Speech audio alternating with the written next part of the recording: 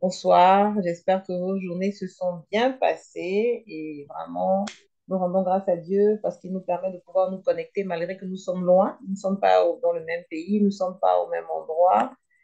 J'admets, donnez-moi 2 minutes, je suis en train d'admettre tous ceux qui sont en train de se connecter. OK. Donc, bienvenue à tout le monde, bienvenue à tous, bienvenue à toutes. J'espère que vous nous entendez. Soyez bénis dans le précieux nom de Jésus-Christ. Alors, aujourd'hui, notre thème, c'est la foi au milieu des épreuves, la foi pendant les épreuves. La foi, la foi. Notre verset de référence, c'est Hébreux 11, verset 1. La foi, le verset nous dit, la foi, c'est la ferme assurance de ce qu'on espère, la démonstration de ce qu'on ne voit pas.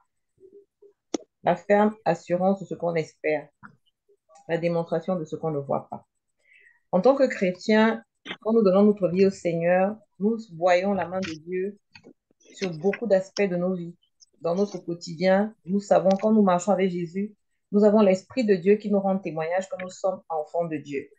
Parce que chaque fois que nous nous retrouvons devant des situations, nous élevons la voix, nous supplions le Seigneur et nous voyons sa main puissante se manifester. Mais parfois, il y a des situations qui nous arrivent et on se demande, est-ce que Dieu nous a oubliés? Des situations dramatiques qui durent, des situations qui perdurent. Et là, on se dit, mais Seigneur, où es-tu? Seigneur, est-ce que tu es encore là? Et tu as l'impression parfois qu'il y a des successions d'épreuves, épreuve sur épreuve, difficulté sur difficulté, et tu te demandes, est-ce que c'est moi qui prie mal? Est-ce qu'il y a quelque chose qui fait que Dieu n'exauce pas mes prières? Mais la foi, c'est de regarder, continuer de regarder à Jésus. C'est-à-dire, moi, je vais prendre plusieurs étapes. Il y a des moments où nous sommes dans une situation et c'est Dieu lui-même qui nous résiste. Et c'est pour ça qu'il faut avoir des temps avec le Saint-Esprit. Il y a des moments où quelque chose se passe, tu ne comprends pas. Tu crois que il y a quelque chose, peut-être c'est l'ennemi que tu es en train de combattre, mais c'est Dieu qui te résiste parce que il sait que là, tu ne dois pas avancer dans ce chemin-là. Et il te bloque et toi, tu es tout le temps en train de te dire vraiment, Seigneur, agis, Seigneur, agis. Et rien ne se passe parce qu'il sait que si tu continues, ça ne va pas être bon. Il y a d'autres situations où il te demande de faire un pas de foi. Parce que la foi, c'est pas quelque chose qui est attentif. La foi, c'est pas quelque chose où tu dois rester immobile. La foi est en action. La foi bouge, en fait. Un acte de foi, c'est pas simplement prier et attendre. Un acte de foi, c'est prier et agir. Quand Pierre était dans la barque, le Seigneur lui a dit, viens. Donc, il faut que tu fasses un pas sur la parole du Seigneur. Et Dieu nous parle de plusieurs manières. Il nous parle par la parole, le logos, la Bible. Il nous parle par les prédicateurs qu'on écoute. Il nous parle par une sœur en Christ. Il nous parle par les songes. Il nous parle par des révélations. Il nous parle même par des rémas. Ça veut dire que tu es là et Dieu te parle. Tu entends sa voix. Donc, il y a plusieurs manières d'entendre Dieu. Mais si tu n'es pas dans la paix, si tu n'es pas dans le calme, tu ne vas pas l'entendre parce que tes émotions et ton agitation vont faire que tu vas passer à côté de ce que Dieu est en train de te dire. Donc la foi est calme, la foi est certaine.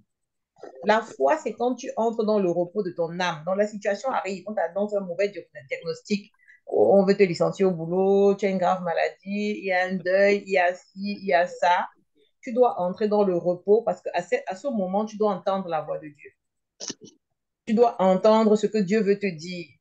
Tu dois te recentrer sur toi-même et redonner la situation au Seigneur. Ce que moi j'ai compris, c'est que plus tu grandis dans le Seigneur, plus tu évolues avec le Seigneur, plus tu obéis à sa parole, plus tu entres dans son intimité, plus il fait des choses, c'est-à-dire que plus les choses se font d'elles-mêmes même dans ta vie. C'est-à-dire, la parole de Dieu devient vraie. Dieu combat tes combats. Parce qu'il te détache des choses de ce monde. Parce que parfois, on perd nos temps à demander des choses qui ne sont pas utiles. On perd notre temps à demander des choses qui ne sont même pas dans la volonté de Dieu pour nos vies. Donc, on se concentre sur on va dire des distractions, alors que Dieu a mieux en réserve pour nous. Et la marche du chrétien, c'est trouver la volonté de Dieu dans ta vie, trouver la volonté de Dieu dans une situation. Et la volonté de Dieu est toujours conforme à sa parole. Parfois, Dieu va nous laisser faire, même si ce n'est pas conforme à sa parole. Mais il n'est pas avec nous. Il peut te laisser faire. En fait, ça, c'est une volonté permissive. Ce n'est pas la volonté réelle. Or, pour être dans le repos, pour être dans la protection divine complète, c'est-à-dire que mis à part, c'est quand tu es dans l'obéissance à ce que Dieu t'a dit. Il y a l'obéissance à la parole de Dieu. Donc, quand tu cherches à ressembler au Seigneur Jésus, quand tu laisses l'Esprit de Dieu se mouvoir en toi, parce que si tu obéis à tes émotions, à tes pulsions, tu ne seras pas dans la volonté de Dieu. Il faut que tu puisses justement laisser le Seigneur se mouvoir en toi. Laisser Dieu se mouvoir en toi. Et quand tu laisses Dieu se mouvoir en toi, quand tu laisses l'Esprit de Dieu se mouvoir en toi, il va te parler, il va te conduire, il va te guider pas à pas, pas à pas. Et tu vas te rendre compte que quand tu te trouves devant une épreuve et que tu as le OK de Dieu, le go de Dieu, parce que comme je vous ai dit, il y a des épreuves pour le Seigneur, c'est lui-même qui se bloque, c'est lui-même qui dit que je ne peux pas enlever parce qu'il y a quelque chose de meilleur par rapport à ça. Donc tu dois seulement aller jusqu'au bout de cette épreuve. Même quand le Seigneur était sur la croix, quand il était à Gethsemane, il a dit que si cette coupe pouvait m'être enlevée, mais si c'est ta volonté, qu'elle s'accomplisse. Donc, même le Seigneur Jésus, voyant tout ce qui allait lui tomber dessus, le poids des péchés de l'humanité, a demandé que si Dieu peut lui enlever cette coupe. Mais Dieu n'a pas enlevé la coupe parce que ce qui venait était meilleur. Il fallait qu'il meure et qu'il ressuscite pour que nous puissions également ressusciter. Vous voyez, quand l'ange Gabriel est apparu à Marie et qu'il est venu dire à Marie que tu vas enceinter, tu vas accoucher du sauveur du monde, alors que Marie était vierge et elle était fiancée à Joseph. C'était compliqué parce que quelque part, c'est quoi ces choses bizarres? Pourquoi est-ce que Dieu part prendre une fille qui est fiancée? Pourquoi il n'a pas fait venir Jésus peut-être dans un foyer parce qu'il voulait une vierge? Et pourquoi il a pris une vierge qui a déjà un copain? Parce que le copain pourrait même considérer que Marie l'a trompé. Donc, il y a souvent des choses, elle aurait pu dire, non, Seigneur, comment, moi, je vais perdre mon fiancé. Joseph va se dire que l'enfant, si ce n'est pas mon enfant, l'ange est maintenant aussi apparu à Joseph pour lui dire que voilà, Marie va avoir quelqu'un et tu vas supporter comme ça. Vous n'êtes pas mariés, c'est vrai, mais elle va accoucher du sauveur du monde. Donc, la sagesse de Dieu n'est pas la sagesse des hommes. Donc, quand on parle de foi, ce n'est pas seulement la foi par rapport à ce que tu crois, il faut connaître la volonté de Dieu. Parce que tu es tellement précieux pour Dieu. Dieu a un plan parfait pour chacun de nous. Et parfois, nous ne comprenons pas la sagesse divine. C'est pour ça que parfois, on combat même les desseins de Dieu dans notre vie. Donc, il faudrait que nous puissions prendre le temps d'avoir confiance en Dieu. Donc, être sûr que Dieu est là avec nous. Donc, même parfois, quand tu pries pour une situation, tu pries, tu dis au Seigneur, tu t'attends à Dieu et tu attends le message du Seigneur pour te mettre en action. Maintenant, si tu vois qu'il n'y a rien, les choses sont bizarres, bloquées, entre dans le repos.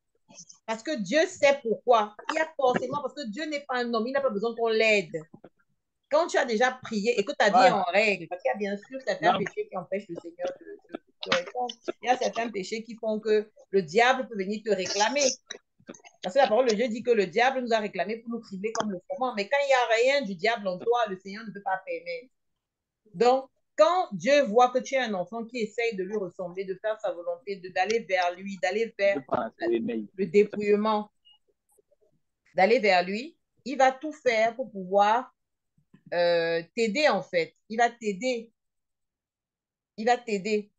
Donc, du coup, nous devons comprendre que la foi, elle est en action. La foi est agissante. Et la foi, pour un chrétien, c'est entendre Dieu. Et donc, nous devons être sensibles à ce que Dieu nous dit.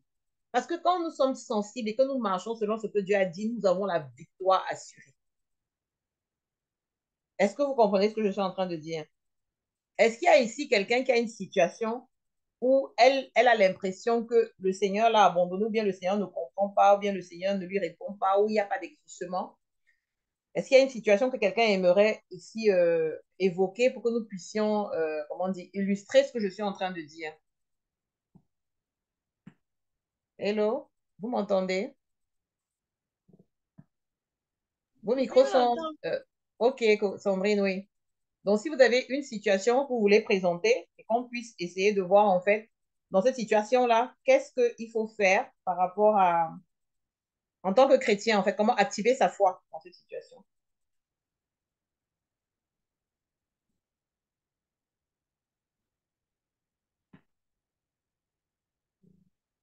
Vous m'entendez? Donc, on a dit oui, on t'entend. Ulrich, Lise, tout le monde est calme. Donc, c'est bon. Donc, c'est clair, c'est limpide. Vous n'avez pas de situation où vous aimeriez savoir comment est-ce qu'on peut faire pour activer sa foi dans cette situation-là précise.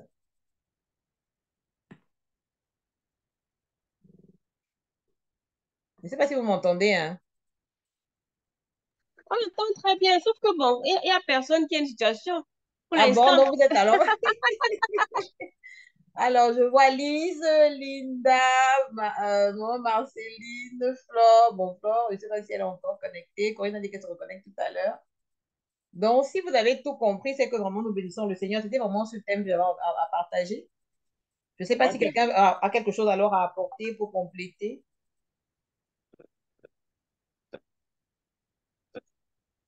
Hello. Bon, Moi, j'ai une moi, situation à partager.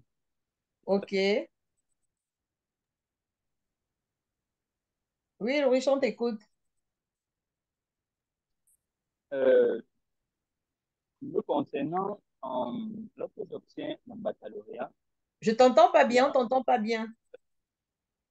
Allô, là, vous m'entendez? Oui, un peu mieux. C'est vrai que c'est un peu... Oui. Lorsque j'obtiens mon baccalauréat, en fait, l'année d'avant, j'avais un ami qui était allé en Italie. Parce qu'à ce moment-là, on pouvait s'octroyer facilement les bourses d'études pour faire totalement son cursus, c'est-à-dire de la première à la cinquième année, sans payer le moindre frais. Bon, il suffit juste d'avoir des notes moyennes, aller en classe supérieure pour pouvoir valider et que ce soit logement, nourriture, argent de poche et tout nous était donné en Italie. Donc, j'avais vu dans ces situations vraiment comme l'idéal, la meilleure chose qu'il pourrait m'arriver concernant mes études. Et donc, euh, j'ai fait la procédure, j'ai fait les cours d'italien, j'ai fait tout. Euh, Après, bon, bien sûr, j'avais ma petite sœur qui est toujours bien sûr très chrétienne. Elle m'a dit vraiment de remettre cette situation à Dieu, de lui soumettre le problème, si vraiment je dois voyager ou pas. Et bon, j'ai prié à ce moment-là, j'ai tout fait. Et puis, pour dire vrai, Dieu à ce moment m'a révélé que ce n'était pas en fait ce qui était pour moi, c'est-à-dire aller à ce moment-là faire mes études. Mais je n'ai pas du tout écouté. On va dire quoi, quand tu as rêvé d'aller en Italie, aller faire tes études, tu ne vas presque plus payer les années d'après et tout. C'est un rêve.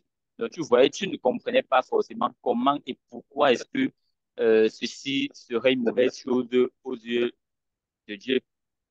Donc, j'ai vu tous les signes étaient contraires, étaient négatifs ou ils étaient contre mon voyage. J'ai persisté, j'ai insisté. Quand ma petite sœur me demandait, tu as répondu quoi? En tout cas, il n'a rien dit de bon, mais je suis forcément sûr que ça va y aller, ça va aller, ça va aller. Et puis, j'ai tout fait. Je suis allé à l'ambassade, j'ai fait ce qu'on appelle le colloquium, le test oral et tout et Parle tout. un peu plus fort.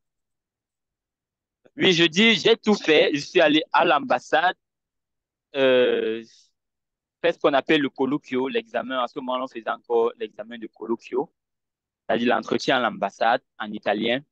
Et après, j'ai eu, bien sûr, quand maintenant il fallait rassembler l'ensemble des choses, documents, argent, caution et tout, que j'y vais. J'ai donc fait appel à la famille, naturellement. Et on m'a dit, il n'y a pas d'argent, il n'y a pas ceci, il n'y a pas ceci. J'étais tellement énervé parce que je disais, vous ne comprenez pas la situation, parce que c'est une situation qui pourrait nous aider, nous tous. Bon, après, pour finir, je n'ai plus voyagé. Mais exactement l'année là, il s'est passé une révolution en Italie où tous les étudiants qui arrivaient n'avaient plus droit à la bourse d'études. Donc, j'avais beaucoup de camarades avec qui je faisais les cours d'italien qui comptaient sur la bourse pour financer leurs études là-bas et qui finalement euh, ont énormément galéré. D'autres n'ont pas pu aller à l'école et tout ça. Mm. Donc, cette situation-là met en exergue en fait le fait que Dieu m'a bien dit, tu ne peux pas y aller. Peut-être que si j'étais allé à ce moment-là, je ne sais pas ce que je serais devenu, je ne connais personne là-bas, j'ai pas vraiment de connaissances, j'ai pas d'argent, rien, rien, rien, rien, rien. Peut-être que je serais même devenu un agresseur, je ne sais pas. Bref. Mm. Et c'est là où, après, ma sœur me revient, elle me dit, elle avait aussi beaucoup médité dessus, et que Dieu lui a dit, c'était pas un truc pour moi, surtout à ce moment-là. Mm. Et elle ne voulait pas me le dire de la bouche, mais elle sait que Dieu ne se contredit pas. Amen. Du coup, elle m'a donc exhorté de pouvoir moi-même essayer d'entendre sa réponse Amen. pour cela. Parce que si elle me le disait juste, je pourrais ne pas vraiment la croire. Donc, voilà une situation, en fait, me OK. concernant. Merci beaucoup, Loris, pour le témoignage. Ça veut dire que là, dans ta situation, on a clairement vu que Dieu t'a dit non et c'est parce qu'il avait vu devant.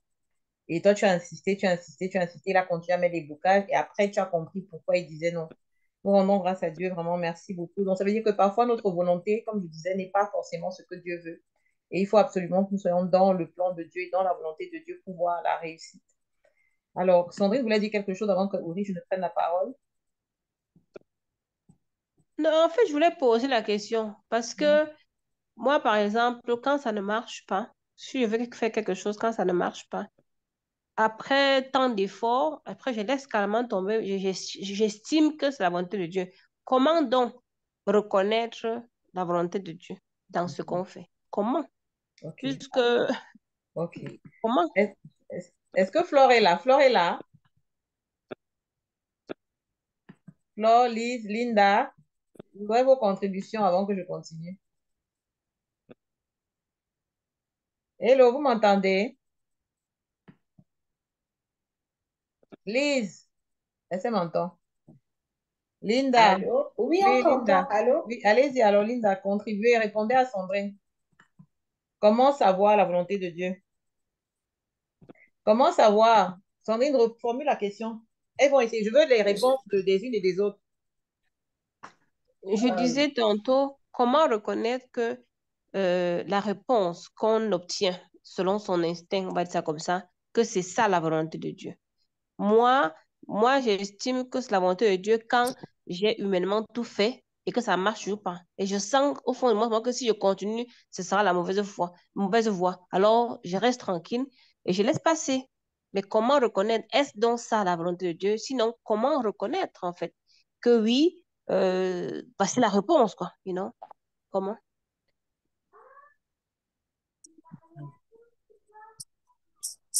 alors, allô? Allô? Nous sommes à l'écoute, hein? Allez-y. Ah, on m'entend, hein? Je sais même pas. C'est Nous, allô? nous entendons très bien. En tout Ah, cas, moi, d'accord, j'entends très ok. bien. Toi, tu entends. Moi, je pense que déjà le fait, pour moi, hein, pour savoir si c'est la volonté de Dieu, je pense que déjà, il faut toujours retourner à la Bible, en fait.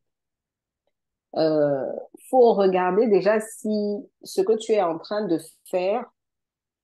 S'il y a un verset, il y en a forcément, je pense, hein, qui se rapporte à la situation, en fait. Euh, Moi, c'est ce que je fais maintenant. C'est-à-dire que j'essaie déjà d'abord de savoir si l'action que je suis en train de vouloir mener, le projet que je suis en train de vouloir mener, enfin, le truc que je suis en train de faire, je regarde déjà ce que la parole de Dieu dit par rapport à ça. Si c'est en conformité déjà avec la parole de Dieu et que j'ai tout fait, humainement et que ça ne fonctionne pas et que en plus au fond de moi, ce que tu dis au fond de toi, en plus tu as la conviction que c'est pas ça qu'il faut faire, pour moi ça veut dire que Dieu a déjà répondu que c'est pas la bonne chose. Maintenant, ce que je fais aussi, c'est que je prie avant. Du moins, j'essaye. J'essaye de prier avant de me lancer dans la chose. Je dis bien j'essaye, hein. C'est pas toujours ce que je fais. Mais avant de commencer le projet, je prie avant. Et moi, en tout cas, dans mon expérience personnelle, moi, Dieu me répond toujours, il me dit toujours la même chose 3 fois. Il reste pas muet, en fait. Et à force, j'ai fini par savoir un petit peu comment il parle. Mais en tout cas, moi, j'ai toujours 3 fois la même chose, la confirmation. C'est-à-dire, si vraiment ce n'était pas quelque chose que je devais faire, je vais la voir 3 fois. Seulement, il faut être attentif, en fait. Et parfois, je peux louper le truc. Ou si c'est la chose à faire, en tout cas, j'ai toujours 3 fois la confirmation. Donc, je pense qu'à un moment, plus tu vas développer aussi, plus chacun, parce que chacun a sa relation avec Dieu et doit donc savoir, en fait, comment est-ce qu'il parle, comment est-ce qu'il manifeste si c'est un oui ou si c'est un non. Moi, pour ma part, en fait, voilà ce que je peux dire. OK. Ok, Amen. Donc, en merci. fait, c'est bon, Sandrine, tu as écouté? Oui, oui, j'ai écouté, merci. OK. Donc, en résumé, c'est que Dieu parle à chacun d'une certaine manière. Dans le cas de Linda, Dieu lui confirme souvent si c'est bon, c'est pas bon, avec 3 fois, 3 confirmations. Mais qu'avant tout, il faut être assuré qu'on est dans le plan de Dieu. Et pour savoir si tu es dans la volonté de Dieu, il faut que tu sois conforme à sa parole. Je ne sais pas si Lise a quelque chose à dire, à contribuer dans ce sens, ou bien je crois qu'on a perdu Flore. Lise, est-ce que tu as quelque chose à dire? Non. Non. OK. Alors, ce que je voulais également dire, c'est que dans la Bible, nous avons des promesses attachées à certaines choses. Il y a des promesses. Je donne un exemple. Et le royaume marche avec des principes. Le royaume des cieux marche avec des principes. Nous sommes des chrétiens, non, nous sommes du royaume, nous ne sommes plus de la terre. Si tu veux voir la manifestation de la main de Dieu par rapport à certaines choses, il lui reste fidèle à sa parole. Il ne se contredit pas. Donc parfois, si tu n'es pas dans la volonté de Dieu, comme il a dit tout à l'heure, et que tu cries, il n'y aura pas de réponse. Je prends l'exemple des finances, qui est le problème de beaucoup de gens. Beaucoup de gens. Moi, en tant que chrétienne, j'ai fait l'expérience à plusieurs reprises de la dîme. Malachie 3,10 dit que si tu ne payes pas ta dîme, ça veut dire que tu voles Dieu. C'est écrit noir sur blanc dans la Bible. Mais quand tu es chrétienne et de nouveau népios, tu dis ah vraiment et tout. Et même parfois quand tu vas dans les églises, tu te demandes ce que les pasteurs font de cette dîme-là. Tu te dis mais est-ce que c'est même légitime? Tu te dis 10%, je dois donner ça aux orphelins, aux veuves, je peux aider les gens de ma famille qui souffrent. Non. La Bible dit que la dîme est donnée aux Lévites de l'Ancien Testament jusqu'au Nouveau Testament.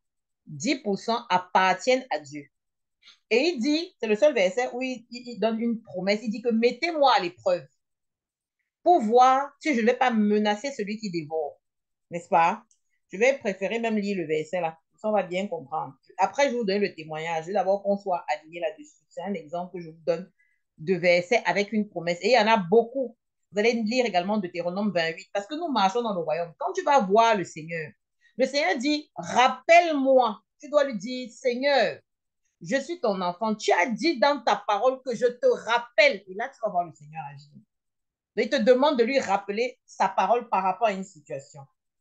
Donc, quand par exemple, tu as une situation dans tes finances et que tu payes ta dîme, la Bible dit que apportez à la maison du trésor toutes les dîmes afin qu'il y ait de la nourriture dans ma maison. Mettez-moi de la sorte à l'épreuve, dit l'Éternel des armées, et vous verrez si je n'ouvre pas pour vous les écluses des cieux, si je ne répands pas sur vous la bénédiction en abondance. La suite du verset, il dit, pour vous, je menacerai celui qui dévore. Là, on est au 11. Et il ne vous détruira pas les fruits de la terre. Et la vigne ne sera pas stérile dans vos campagnes, dit l'Éternel des armées. Toutes les nations vous diront heureux, car vous serez un pays de délices, dit l'Éternel des armées. Vos paroles sont rudes contre moi, dit l'Éternel, et vous dites, qu'avons-nous dit contre toi? Vous avez dit, c'est en vain que l'on sert Dieu. Qu'avons-nous gagné à observer ses préceptes, à marcher avec tristesse à cause de l'Éternel des armées? Maintenant, nous estimons heureux les hautains. Oui, les méchants prospèrent. Oui, ils tentent Dieu et ils échappent. Alors ceux qui craignent l'Éternel se parlaient l'un à l'autre. L'Éternel fut attentif et écouta, et un livre de souvenirs fut écrit devant lui pour ceux qui craignent l'Éternel et qui honorent son nom. Ils seront à moi, dit l'Éternel des armées. Ils m'appartiendront au jour où je me prépare. J'aurai compassion d'eux comme un homme a compassion de son fils qui le sert. Et vous verrez de nouveau la différence entre le juste et le méchant, entre celui qui sait Dieu et celui qui ne le sait pas. Avant Malachie 3:10, je vais lire de 6 à 9. Il dit, car je suis l'Éternel, je ne change pas. Et vous, enfants de Jacob, vous n'avez pas été consumés. Depuis le temps de vos pères, vous vous êtes écartés de mes ordonnances. Vous ne les avez point observées. Revenez à moi, et je reviendrai à vous, dit l'Éternel des armées. Et vous dites, en quoi devons-nous revenir? Un homme trompe-t-il Dieu? Car vous me trompez et vous dites, en quoi t'avons-nous trompé? Et il répond, dans les dîmes et les offrandes. Vous êtes frappés par la malédiction et vous me trompez, la nation tout entière. Et après, il dit, apportez à la maison du trésor tout les dîmes. Donc, je voulais dire par là que dans ma vie de chrétienne, j'ai eu des périodes difficiles où, malgré la difficulté, je disais que la dîme appartient à l'Éternel. Il y a un pasteur, Mamadou Karambiri, qui dit que c'est le premier dixième. Ça veut dire que quand tu entres ton argent, tu enlèves 10%, tu donnes à Dieu. Donc, ça veut dire que tu donnes à l'église. Là où tu sers, là où tu es béni. Tu donnes à l'église là où tu es béni. À l'église là où on te nourrit. Parce que les Lévites dans l'Ancien Testament, ou les pasteurs, ou l'Église doit avoir de la nourriture, comme dit le Seigneur. Quand tu viens, tu as tes finances qui ne fonctionnent pas. Tu es chrétien. Tu dis au Seigneur, ouais, Seigneur, j'ai fait le marché, ça n'a pas marché. Ouais, la personne qui m'a escroqué et tout. Il n'y aura pas de réponse. Il n'y aura pas de réponse parce que tu n'es pas fidèle. Si tu ne donnes pas ta dîme, tu ne peux pas revendiquer quoi que ce soit en fait. Je donne un simple exemple et je dis que c'est pareil à tous les niveaux. Quand tu n'es pas dans l'obéissance à la parole de Dieu, tu ne peux pas venir réclamer. Tu vas réclamer quoi? Tu peux venir dire au Seigneur, Seigneur, me voici, je gagne, dès que j'entre 10 000, voilà 1000 francs que je donne. Et puis, il faut donner là où le Seigneur t'a envoyé. Parce que quand tu sais, quand tu es dans un endroit, quand tu as le Saint-Esprit, quand tu entres quelque part, le Seigneur te convainc que c'est ici que tu peux être. Il y a des endroits où tu arrives et le Seigneur te dit non, ce n'est pas là. Et ce n'est pas que l'endroit n'est pas bien. C'est que l'endroit n'est pas pour toi. Ce n'est pas ta terre en ce moment. Il y a des moments où, fonction de ta marche chrétienne, tu as peut-être besoin d'aller dans une maison où on va te nourrir avec la base, avec le lait. Et à un moment donné, tu dois devoir passer à une autre étape. D'accord? Et ça veut dire que quelque part, l'endroit où tu es n'est peut-être pas approprié, mais le Seigneur va te donner témoignage. Parce qu'il y a des gens qui font, oui, je dois rester, forcément, j'ai commencé dans cette église, je dois rester dans cette église. Non! Si à un moment donné, tu as la conviction qu'il faut que tu parles, le Seigneur va te montrer où tu dois aller. Parce que si tu es dans la désobéissance, parce que c'est pour ça qu'il y a les subtilités dans le royaume. Tu peux avoir une ordonnance, mais il faut que tu sois dans la volonté de Dieu. Ce n'est pas genre dans n'importe quelle église, je sème ma dîme là-bas. Non. Le Seigneur te plante quelque part. Le Seigneur t'oriente par rapport à quelqu'un qui te bénit autant où il veut que tu arrives à un moment. Parce que tout le monde n'est pas appelé à être pasteur, mais tout le monde est en mission. Nous sommes tous des ambassadeurs du royaume des cieux sur la terre. Donc nous avons une mission. Nous n'avons pas tous la mission du pastorat, ni une mission de l'évangile, d'être des évangélistes, ni une mission d'être même des docteurs de la loi ou alors même comment je peux dire, des personnes, comment je peux dire ça, qui ont un rôle spécifique parmi les rôles de la Bible. Mais le Seigneur a dit que nous sommes la lumière du monde, le sel de la terre. Et donc notre mission première, c'est de briller pour que les gens viennent au Seigneur. D'accord? Donc notre vie doit être d'avoir un témoignage. Parce que si ta vie ne brille pas, je ne sais pas qui tu vas amener au Seigneur. Donc, notre vie doit briller. Comme ça, les gens qui sont dans le monde vont se dire, waouh, comment est-ce que ta vie brille comme ça? Comment est-ce que tu marches dans la victoire? Comment tu es toujours dans la paix? Comment tu es toujours dans... Ils vont chercher ce qu'ils ont vu en toi. Et c'est là que tu pourras leur dire, j'ai reçu Jésus et c'est le don gratuit de la foi. Le Seigneur Jésus est mort pour toi et pour moi. Donne-lui ta vie et tu verras ce qu'il va faire. D'accord? Donc, dans le cas de la dîme, donc c'est même pas la peine de prier, demander au Seigneur, oh Jésus, oh le business ne marche pas, machin, machin, ou bien, oh ma licence, ou bien, parce que quand tu es fidèle dans tes dîmes et tes offrandes, ce que Dieu te donne, c'est le meilleur. Et même si dans une situation pareille, quelqu'un se lève, tu vas voir que ça va se calmer tout seul. Parce qu'il a dit, je menacerai pour vous celui qui dévore. Ça, c'est un premier exemple. Je donne un deuxième exemple, par exemple, dans les situations peut-être où j'étais toujours chrétienne, mais je ne paye pas ma dîme. Je sais que je dois payer ma dîme, j'entre dans les raisonnements. Comment elle dit que vraiment, je ne sais même pas si le pasteur c'est encore l'onction. Si je donne la dîme ici, est-ce qu'il va même vraiment, il faut même quoi avec la dîme là même, en fait. Et tu viens à l'église et tu es là, mais tu ne donnes plus ta dîme. les choses deviennent compliquées. Tu rames un mois, ça c'est dur, tu ne donnes toujours pas la dîme. Tu sais, tu es chrétien, tu as même déjà vu par le passé ce que Dieu a fait. Mais tu ne veux pas associer ça à ça parce que c'est dur. Tu travailles une période difficile, tu revois tes priorités et tu voles dans Dieu. Parce que quand Dieu dit que nous le volons, nous le volons dans la dîme et les offrandes. Donc tu galères, comme ça, comme ça pendant 6 mois, ça ne va pas. Quand le Seigneur, il t'envoie les versets, il t'envoie toutes les prédications que tu regardes maintenant, c'est seulement la dîme qui est écrite.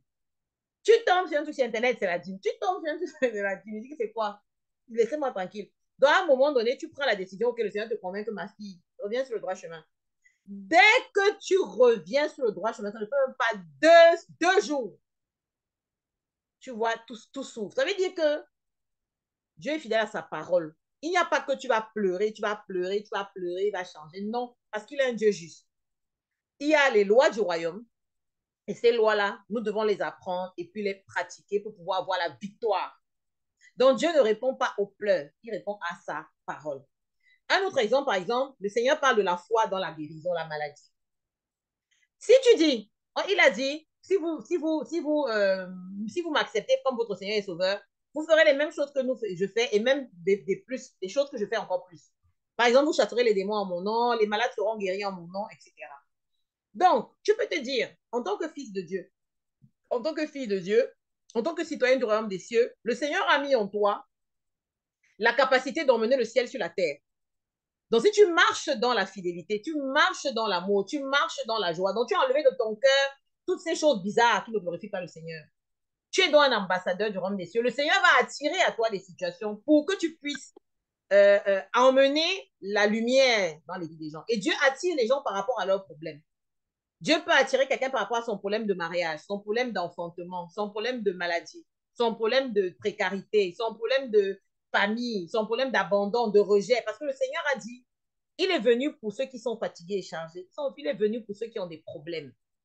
Il n'est pas venu pour tous ceux qui croient qu'ils sont bien. Et la parole de Dieu a même dit qu'il y a certaines personnes qui n'entreront pas dans le royaume des cieux. Le royaume n'est pas fait pour tout le monde. Il a dit, il nous connaissait avant même que nous soyons dans le ventre de notre mère. Donc, parfois, tu vas voir certaines personnes, tu pries pour elles, tu les emmènes au Seigneur, tu fais tout, ça ne donne pas, c'est froid. Continue en espérant qu'avant qu'ils ne quittent la terre, peut-être ils donnent leur vie au Seigneur. Mais ça peut aussi être des gens que le Seigneur n'avait pas appelés.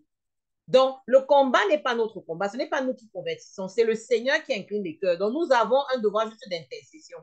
Maintenant, quand il s'agit de la maladie, par exemple, nous avons pareil le devoir d'intercession. Mais l'intercession ne peut s'appuyer que sur la foi de la personne. Puisque dans la Bible, le Seigneur Jésus a dit, va, ta foi t'a sauvé. Je n'ai jamais vu une si grande foi. La foi de la personne est en action. D'accord? Parce que beaucoup de chrétiens me disent que, ah, prie pour moi, hein, prie pour moi, prie que Dieu me fasse ceci. Toi-même, tu fais quoi? Prie pour moi. Est-ce que tu crois que Dieu peut? Est-ce que tu crois? Parce qu'on dit, si tu crois, tu verras la gloire de Dieu. Si tu ne crois pas, tu ne verras pas la gloire de Dieu. Donc, tout est dans la foi.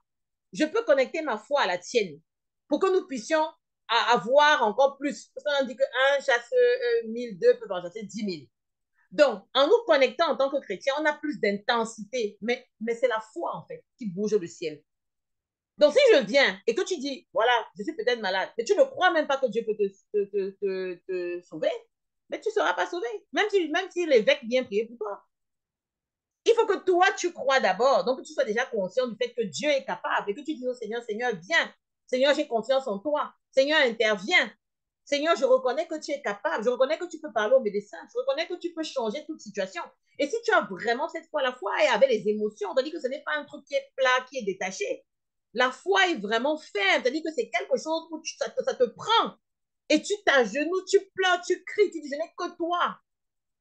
Là, oui, mais ce n'est pas détaché. Ce n'est pas que, oh, j'ai un problème, pardon, Linda, prie, hein. Prie, si Dieu veut, il fait, si Dieu veut, il ne fait pas. Il n'y a pas de foi.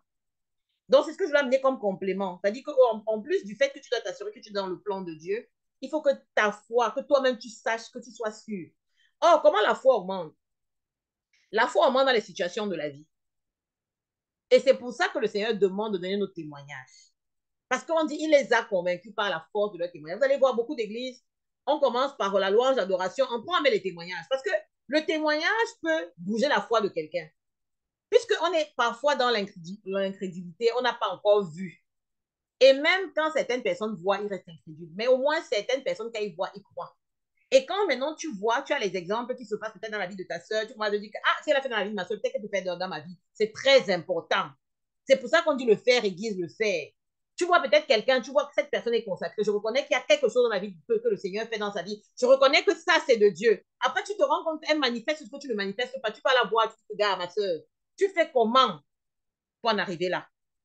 La foi n'a pas, c'est pas qu'il n'y a pas d'obstacle, puisque vous avez vu que quand le Seigneur a même dit à Pierre de marcher sur l'eau, les vagues se sont levées. Donc l'ennemi va toujours essayer de combattre ta foi. L'ennemi va toujours essayer, mais la victoire est assurée. Quand tu ne regardes pas à l'épreuve, quand tu ne regardes pas à la vague qui s'est levée, on dit que les vagues qui font peut-être la taille de 4 hommes. Jésus te dit, viens, pap, les vagues se lèvent. Tu t'assieds dans la vague. C'est bon. Alors que Dieu t'a dit, viens. Oh, si tu dis, je ne regarde pas la vague, Jésus a dit, sur sa parole, je viens. Tu marches, à ce moment, les vagues se couchent. Il faut le pas. Il faut la démonstration de foi. Ce n'est pas j'essaye, je m'assieds. Non, parfois tu dois entrer dans le combat et réclamer ce qui t'appartient. Et voir ce que le diable fait, que ça c'est l'agitation de l'ennemi. Pardon, calme-toi. Dès que ça, c'est ça, comme ça avance. Parce que l'ennemi va toujours se lever. Il ne peut pas ne pas se lever. Il ne peut pas ne pas. Dans la vie d'un chrétien, non, si tu n'as pas d'opposition, je ne sais pas. Je ne sais pas. Dis encore, c'est que ça arrive. Parce que quand tu es un chrétien né de nouveau, tu as la marque du Seigneur sur toi, sur ton front. Donc l'ennemi va te combattre, mais les anges sont là pour pouvoir te défendre. D'accord? Tu as la victoire et la victoire s'obtient par la foi. C'est la foi qui emmène la victoire. Ce n'est pas autre chose. Donc ça veut dire que il faut comprendre que tous les jours, quand tu te lèves, tu dois revêtir l'armure du chrétien. Parce que tu es en guerre. Tu marches dans un monde qui appartient au prince des ténèbres. La terre lui appartient. En ce moment, jusqu'à ce que Jésus revienne, la terre appartient à l'ennemi. Donc, il bénit qui il veut bénir. Mais nous avons choisi de ne pas être dans ce genre de bénédiction éphémère qui conduit en enfer. Nous avons choisi Jésus. Nous avons décidé que nous allons mettre notre vie, nous allons conformer notre vie parce que nous pouvons marcher sur les serpents, les scorpions, ils ne nous font aucun mal. Parce que c'est ce que Jésus a dit. Nos vies sont cachées en Christ. Mais maintenant, pour entrer dans l'héritage, tu dois mettre ta foi en action. Et tu dois te préparer aux épreuves. Et il y a des choses que Dieu prévoit pour toi. Tu es dans un état. Il faut que tu changes d'état. Parce qu'il y a des choses que tu ne peux pas voir si tu ne réussis pas une épreuve. Chaque jour, il y a des épreuves qui sont mises par l'ennemi, mais il y a aussi des épreuves que Dieu te met pour passer à une autre étape. Est-ce que je ne sais pas si on se comprend? Il y a des épreuves que Dieu te met. C'est-à-dire que tu vas voir parfois dans ta marche de chrétien, chaque fois tu as la même épreuve, tu échoues. Chaque fois tu as la même épreuve, tu échoues. Chaque fois tu as la même épreuve, tu échoues. Je donne un exemple. Le Seigneur te dit par exemple, clairement, sors de l'impudicité. Sors de là. Tu aimes toujours être avec les filles ou avec les garçons qui n'êtes pas mariés. Je ne sais pas ce que tu fais là-bas. Sors de là. Tu lis la Bible, on te dit. Tu écoutes un pasteur, ça te dit. Ton cœur, tu as le témoignage intérieur que c'est ça qu'il faut faire parce que c'est pas bon. Mais après, tu fais toujours. Tu es faible, la chair est faible, machin. Tu es en train de rester à une classe parce que le Seigneur veut t'emmener à un autre niveau, en fait. Le Seigneur veut t'emmener à un autre niveau. Mais tant que tu ne vas pas passer cette épreuve-là, ce niveau-là de décision, que là, ça, là, même si c'est qui passe en face, même si c'est Dangote est quand même devant moi et qu'on n'est pas marié, là, je ne suis pas avec lui. Si on te met ce genre d'épreuve et que tu passes, c'est-à-dire que le Seigneur veut t'amener à un autre niveau de grâce. Donc, c'est chacun qui a ses challenges. Ou bien, peut-être le Seigneur te met quelque part, tu voles. Ma fille ne vole plus, il ne va pas te tuer. Ma fille ne vole plus, tu te repens. Tu voles. Mon fils ne vole pas, tu voles, tu te repens. Tu voles. Ça, pour rester à ce niveau, il y a d'autres niveaux qui nous attendent, en fait. Et c'est la foi dans ces niveaux-là que parfois nous n'avons pas. Parce que nous voulons rester à notre petit niveau. Là où on est là, on essaye de jongler comme on veut jongler. Je ne sais même pas sur qui on compte. Alors que la parole de Dieu, elle est là, elle est claire. La parole de Dieu est là pour nous illuminer, pour nous permettre de savoir ce qu'on doit faire. La parole de Dieu est là pour nous dire que ici, là, c'est feu rouge, ici, c'est feu vert. D'abord, avec la parole de Dieu, en regardant la situation, comme Linda l'a dit tout à l'heure, tu es capable de savoir si c'est bon ou si ce n'est pas bon. Tu ne peux pas être là. Tu es un jeune gars ou bien une jeune fille. Un homme marié te drague. Tu commences à dire au Seigneur, Seigneur, quelle est ta volonté dans cette situation? Quelle volonté? Tu sais très bien que ce n'est pas la volonté de Dieu que tu ailles sortir avec un homme marié ou bien avec ta mariée. C'est réglé. Tu n'as pas besoin d'invoquer le Seigneur. La Bible te dit ce que tu dois faire. Donc, il y a des choses qui sont claires. C'est-à-dire que si tu veux marcher et avoir la puissance, parce qu'il y a certaines choses qui viennent avec la puissance, et vous allez voir que plus tu montes dans le Seigneur, dans l'obéissance, c'est l'obéissance que le Seigneur regarde. L'obéissance te donne la puissance. Quand le Seigneur te dit ne médite plus, le Seigneur te dit ne jalouse plus, le Seigneur te dit pardonne, le Seigneur te dit ne déteste plus, il sait pourquoi. Parce qu'il veut te permettre d'aller dans un autre niveau. Même dans le royaume de Dieu, il y a les niveaux et les niveaux. Il y a les maréchaux, les généraux, les amiraux. Toi, depuis que tu es entré dans le royaume, tu étais d'abord bébé. Pour quitter même de bébé, pour devenir peut-être même avoir quelqu'un qui a 5 ans, c'était d'abord pas facile. 5 ans à 10 ans, c'était la bataille. 10 ans. Maintenant, tu arrives, tu es dans le royaume. Tu décides que maintenant, tu es un adulte, tu vas entrer pour travailler pour le royaume des cieux. Tu es sergent. Depuis que tu es sergent, tu ne veux pas changer de grade. Tu ne veux pas. Parce que tu ne veux pas te conformer à la parole de Dieu. Forcément, tu n'auras pas la puissance. Et tu vas regarder les chrétiens à côté de toi qui ont de la puissance. Ils obéissent. Ils obéissent. La parole de Dieu, c'est l'obéissance vaut mieux que les sacrifices. Plus tu obéis, plus tu vois le surnaturel divin. Voilà le mot. C'est-à-dire que quand tu obéis à la parole de Dieu, le surnaturel, les anges t'accompagnent. Tu vois des choses incroyables se passer dans ta vie. Tu te dis, pas possible. Tu sens que ça là, ce n'est pas moi. Ça là, il y a la main de Dieu quelque part. Mais parce que tu es dans l'obéissance à la parole de Dieu, tu as une protection spéciale. Tu as des révélations spéciales. Tu as une faveur spéciale que le Seigneur te donne. Et même quand tu es combattu, le combat ne peut pas rester longtemps quand tu décides de conformer ta parole, ta vie à la parole de Dieu. Donc, notre challenge, c'est d'augmenter notre foi pour que notre foi s'allie aux promesses de Dieu et au caractère que nous devons manifester. Parce que c'est le caractère. On dit que si vous aviez la foi comme un grain de senevé, vous diriez à cette montagne, ôte-toi de là, jette-toi de la mer, vous obéirez. Mais la foi là, la foi est agissante. Tu vas te lever, tu vas dire, ôte-toi de là, jette-toi dans la mer. Par rapport à quoi? Une montagne de ta vie. Tu n'as pas une vie qui n'est pas en règle. Tu n'es même pas quelqu'un qui prie, tu n'as pas de connexion. Tu prends la puissance pour déplacer la montagne. Tu prends la puissance ou le feu là.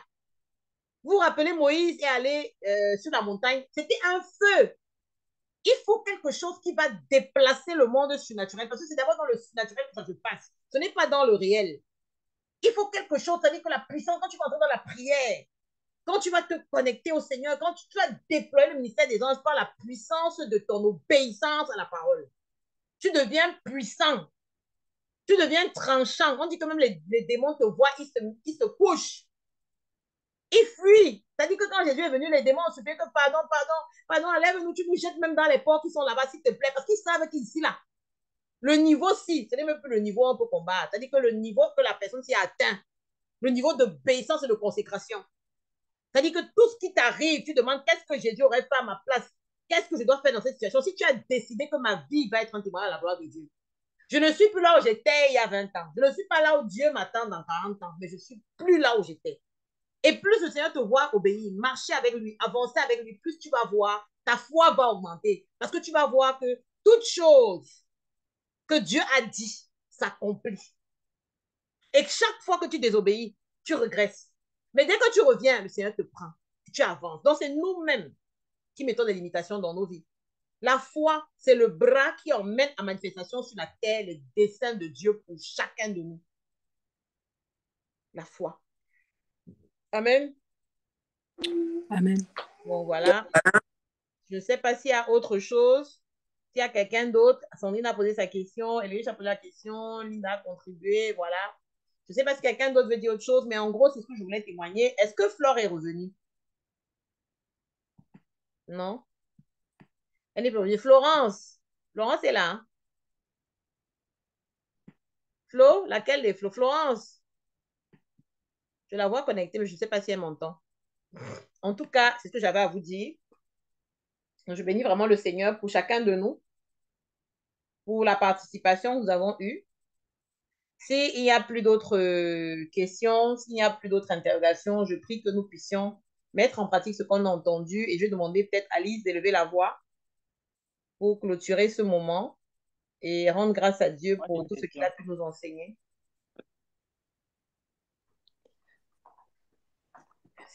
Seigneur Jésus, nous voulons te rendre grâce, nous voulons te remercier, Père. On va te remercier, Père, pour avoir permis, Seigneur Dieu, que nous puissions nous rassembler, Seigneur Dieu, afin d'être nourris par ta parole, Seigneur, car la parole, car ton esprit parle à notre esprit, par ta parole qui est esprit et vie, Papa. Que nous puissions, Papa, recevoir la révélation, Papa, de la foi en action, Seigneur Dieu, de te faire confiance dans tous les moments, dans les bons comme dans les mauvais, Papa. Car c'est toi qui es le Créateur, tu es celui qui est. Tu as dit dans ta parole que tu suis. Donc tu sais toutes choses, Papa. Tu fais toutes choses à merveille et toutes choses concourent à notre bien. Donc, Papa, nous voulons encore te remercier, Papa, vraiment pour cette réunion que Nathalie a initiée, pour les témoignages, pour les conseils que nous avons reçus.